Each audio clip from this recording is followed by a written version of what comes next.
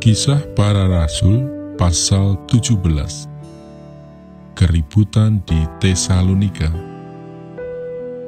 Paulus dan Silas mengambil jalan melalui Amfipolis dan Apolonia dan tiba di Tesalonika. Di situ ada sebuah rumah ibadat orang Yahudi. Seperti biasa, Paulus masuk ke rumah ibadat itu. 3 hari Sabat berturut-turut ia membicarakan dengan mereka bagian-bagian dari kitab suci. Ia menerangkannya kepada mereka dan menunjukkan bahwa Mesias harus menderita dan bangkit dari antara orang mati. Lalu ia berkata, "Inilah Mesias, yaitu Yesus yang kuberitakan kepadamu." Beberapa orang dari mereka menjadi yakin dan menggabungkan diri dengan Paulus dan Silas, dan juga sejumlah besar orang Yunani yang takut kepada Allah, dan tidak sedikit perempuan-perempuan terkemuka. Tetapi orang-orang Yahudi menjadi iri hati, dan dengan dibantu oleh beberapa penjahat dari antara petualang-petualang di pasar, mereka mengadakan keributan dan mengacau kota itu. Mereka menyerbu rumah Yason dengan maksud untuk menghadapkan Paulus dan Silas kepada sidang rakyat.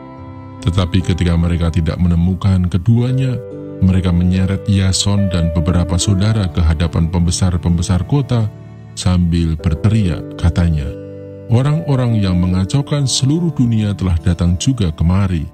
Dan Yason menerima mereka menumpang di rumahnya. Mereka semua bertindak melawan ketetapan-ketetapan Kaisar dengan mengatakan bahwa ada seorang raja lain, yaitu Yesus. Ketika orang banyak dan pembesar-pembesar kota mendengar semuanya itu, mereka menjadi gelisah. Tetapi setelah mereka mendapat jaminan dari Yason dan dari saudara-saudara lain, mereka pun dilepaskan. Paulus dan Silas di Berea. Tetapi pada malam itu juga segera saudara-saudara di situ menyuruh Paulus dan Silas berangkat ke Berea. Setibanya di situ, pergilah mereka ke rumah ibadat orang Yahudi. Orang-orang Yahudi di kota itu lebih baik hatinya daripada orang-orang Yahudi di Tesalonika, karena mereka menerima firman itu dengan segala kerelaan hati, dan setiap hari mereka menyelidiki kitab suci untuk mengetahui apakah semuanya itu benar demikian. Banyak di antara mereka yang menjadi percaya, juga tidak sedikit di antara perempuan-perempuan terkemuka dan laki-laki Yunani. Tetapi ketika orang-orang Yahudi dari Tesalonika tahu bahwa juga di Berea telah diberitakan firman Allah oleh Paulus, datang jugalah mereka ke sana, menghasut dan menggelisahkan hati orang banyak. Tetapi saudara-saudara menyuruh Paulus segera berangkat menuju ke pantai laut, tetapi Silas dan Timotius masih tinggal di Berea. Orang-orang yang mengiringi Paulus menemaninya sampai di Athena, lalu kembali dengan pesan kepada Silas dan Timotius supaya mereka selekas mungkin datang kepadanya. Paulus di Athena. Sementara Paulus menantikan mereka di Athena, sangat sedih hatinya karena ia melihat bahwa kota itu penuh dengan patung-patung berhala.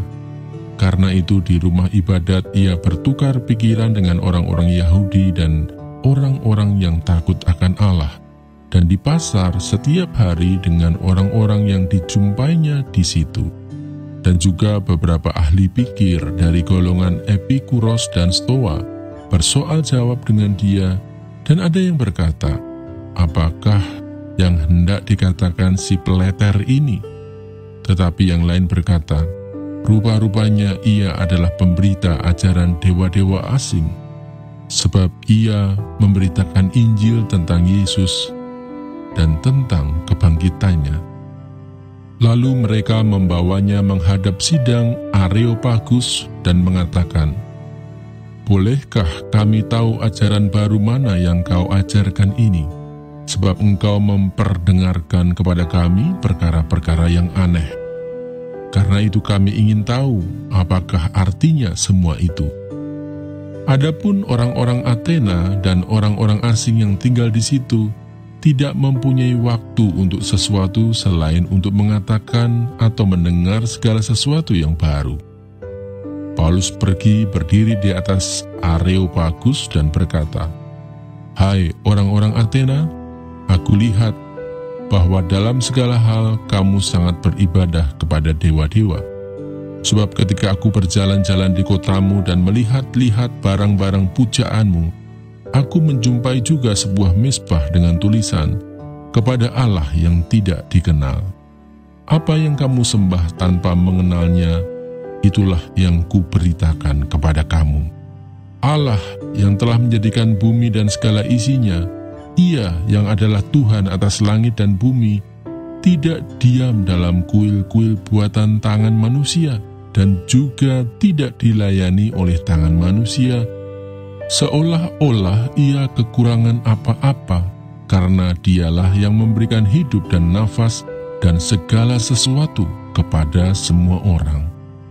Dari satu orang saja, Ia telah menjadikan semua bangsa dan umat manusia untuk mendiami seluruh muka bumi, dan Ia telah menentukan musim-musim bagi mereka dan batas-batas kediaman mereka, supaya mereka mencari Dia dan mudah-mudahan menjamah dan menemukan Dia, walaupun Ia tidak jauh dari kita masing-masing.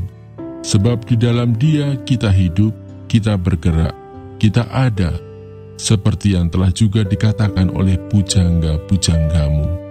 Sebab kita ini dari keturunan Allah juga.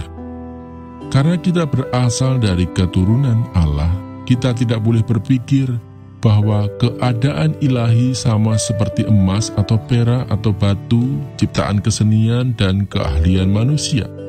Dengan tidak memandang lagi zaman kebodohan, maka sekarang Allah memberitakan kepada manusia bahwa di mana-mana semua mereka harus bertobat, karena Ia telah menetapkan suatu hari, pada waktu mana Ia dengan adil akan menghakimi dunia oleh seorang yang telah ditentukannya, sesudah Ia memberikan kepada semua orang suatu bukti tentang hal itu dengan membangkitkan Dia dari antara orang mati.